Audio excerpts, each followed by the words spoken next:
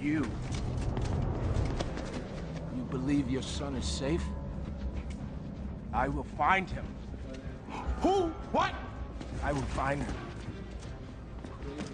What? I will find him, Lara. Who? What? When? Where? Why? How? I will find him! Okay. Okay, bye-bye. Yeah. Yeah. Yeah. Hello everyone, and welcome to Downhaven Entertainment. Today we will be reviewing Oculus.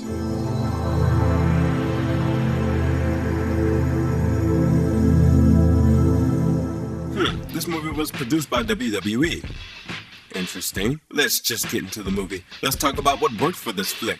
I love the camera work in this movie. There was one tracking shot that was done early on in the movie, showing a family that has newly moved into a house. It starts with the main two characters as kids running around playing cops and robbers or something, to movers bringing in furniture to the main character's parents doing whatever they were doing. I'm sorry guys, I wasn't paying attention. But the overall camera work was good in this movie. I also love how this movie presented the past and present storyline parallel to each other, seeing how events of the past affected the future, and it was done seamlessly. It didn't break the tone or the flow of the movie, and that is a very thin line to balance on. I also like the aspect of family in this movie. It wasn't a bunch of teen pricks partying, having sex, and drinking only to get killed. This movie actually tried to make these characters likable and act adult and treat these serious situations happening in the movie seriously. They have a background with the antagonist, which gives them the excuse to do some investigating. I could totally buy within this movie logic why these two characters would want to look into the mystical mirror evil thing. They wanted some answers. Now let's talk about what didn't work for this movie.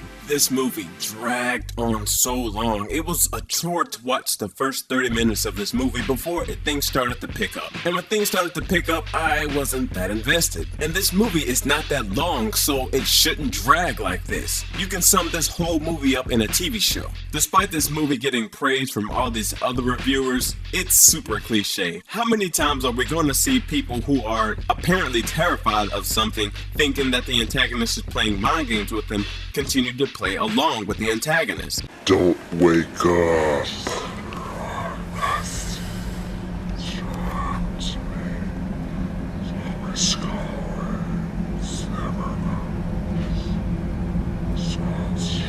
Don't open the restroom door.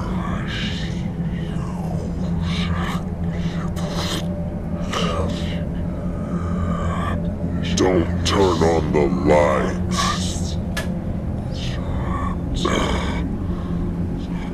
Don't touch the towel.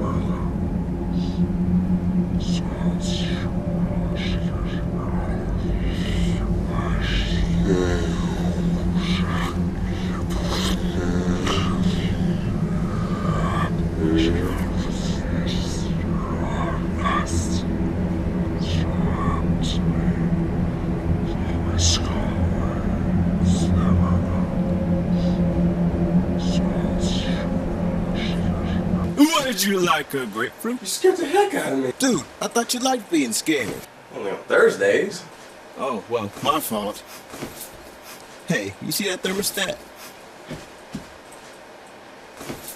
How many times are we gonna see a young teen in their 18 to mid-20 somethings as a main character in this movie, dressed in short skirts and tight attire down a dark hallway waiting to be frightened? That's one of the main things I loved about Sinister. The main character was an older dude, a family man who had some reasoning for what he did in the movie. When things got too freaky, he said, screw it, let's get out of here. He even destroyed the cursed objects and tried to remove himself from the situation. The tension was high. He had a family to protect and he loved them, but he also loved his job. There was also some moral ambiguousness. I myself as an audience had to question, is this guy a really good guy? Should I be rooting for him?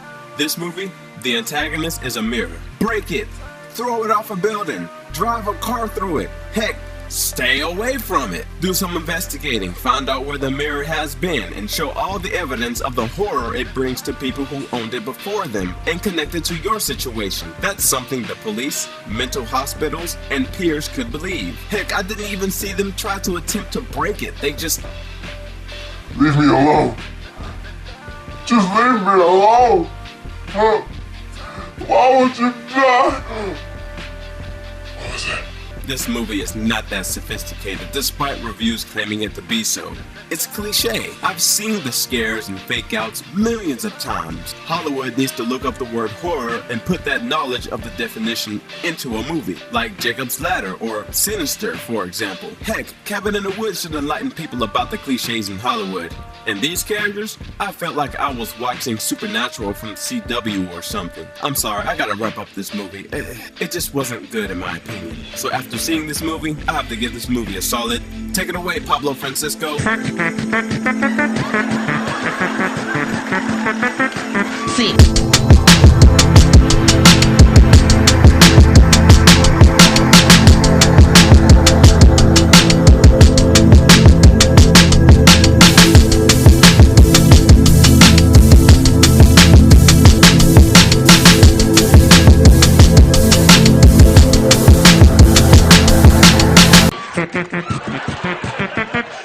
Sí.